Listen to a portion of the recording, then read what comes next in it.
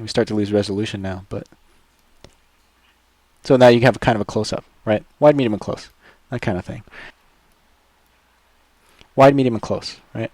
I usually do this to abbreviate. So you got a wide shot. You might have a person here. You might have cars, trees, buildings, whatever, right? Right. Go from a wide shot, go to a medium shot, and I'm going to do something here too. So I'm going to go from a wide down shot to a medium up shot. Closer still to maybe an object he was looking at. Let's say he's looking at a glass of wine or something on the table, right? Wine glass shape, quick and rough. So basically wide, medium, close, right? And you know the natural inclination is to put things right in the center. Let's offset that a little bit. That looks a little bit better. So wide, medium, close, and you want to use a lot of variations with this as you go through your scene. And let me get back to the abstract shapes that I was talking about before. When you cut in your sequences from shot to shot, you want the graphic elements, the abstract shapes in your scene. If you have squares and little sharp angles and whatnot pointing to your focal point here, you want the next image to be opposite of that, right? To have a juxtaposition of, let me do it bigger, juxtaposition of shapes. So, and I'm just talking about abstract shapes here, right? This is nonsense, it's nothing. So I'm going from this series of shapes to this, right? So you can see that the shapes change. In fact, I could do it better if I put some shading and stuff like that, and I can do that also with dark and light, is that the shapes change from one shot to the next, and that's kind of what you're looking for when you use a lot of shot variations, getting wide, medium, and close. Moving forward, so for example, you want to move from medium close-up to a wide shot, because that helps the shapes change on screen, right? You know, I can have all kinds of background stuff going on here, right? Just put these little squiggly lines and shapes in there. So here to here, right? So this makes for a good cut. The focus and the images, the lines and shapes on screen change as you cut from one shot to the next. So that creates a good shot, good flow. Likewise, if I were to cut to this, so now you see there's not enough shape change from one panel to the next, and it almost looks like I'm moving the camera in a lot of ways. It creates a jarring effect. In fact, it would be worse even if I did something like this. It would look like you kind of just cut into them really quick. So that's the kind of thing you want to avoid, a jump cut. And I'm sure you guys have heard that. Going back to this, okay? High angles versus low angles. Okay? So this is another concept that that not many people talk about, that I think is important that you guys understand. So not only do you cut from a different shot, from a wide shot to a medium shot, from a close-up to a wide shot, you know, you do variations. You don't want to cut from wide to wide, medium to medium, close to close, right? You want to cut from medium to wide, etc., right? And the other thing you want to do as a guideline is cut from high shot to low shot. So if this is one of the reasons I always harp on the perspective. It's very important. Here's another color. You got the perspective here, and you got a high shot looking down on these guys. And you cut to a hard shot looking down, right? Now you cut to an upshot of something different. So high to low, high to low.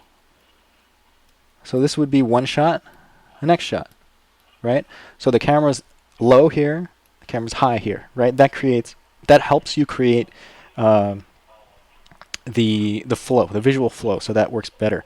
Instead of cutting from high angle to high angle, low angle to low angle, which could possibly get you into trouble doing a jump cut, what you do is cut from low to high, and back and forth. Now that's a guideline, right? That's not always set in stone. Again, your perspective grid is your friend. You want to use that.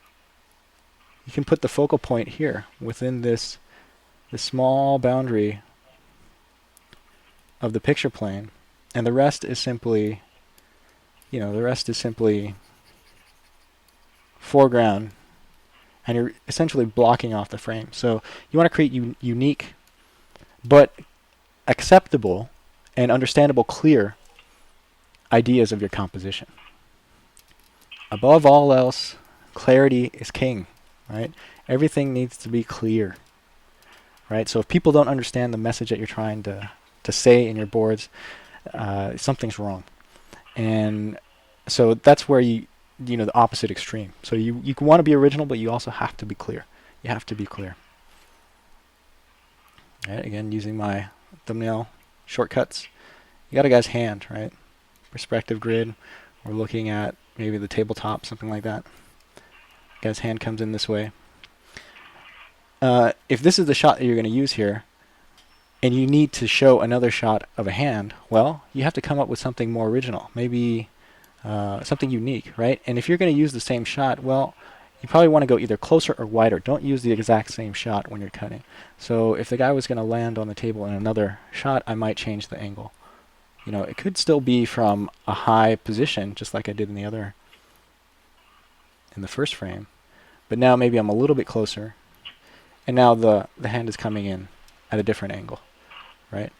So you see that? I've changed the shot. So don't reuse your compositions. Okay, silhouette is very important. These are all kind of basic things that, I'm assuming that most of you guys have an understanding of composition, figure drawing, that kind of thing. Silhouette is big. Secondary action, I'll get into a little bit when we're talking about staging, because I really want to get to these questions. If above all else, I want you guys to take these questions with you when you're doing your scene, when you're boarding out your sequences. Okay.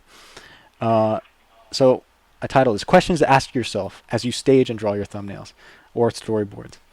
Number one, and the most important, do I fulfill the story point? That is, above all else, the most important thing. You have to fulfill the story point. You have to tell your audience the information that that you need them to hear or see. Okay. Number two, is this the best angle for my story point? So if my story point is to show, a guy holding a glass, that you're not going to show his foot, right?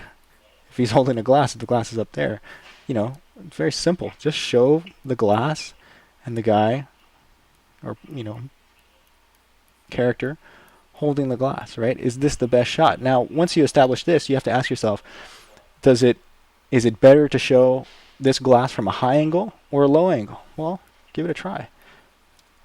Maybe you want to show that he's holding some kind of wine glass from a low angle, right? The perspective grid will look like this, right? Is this the best camera angle for the shot, for the story point, right?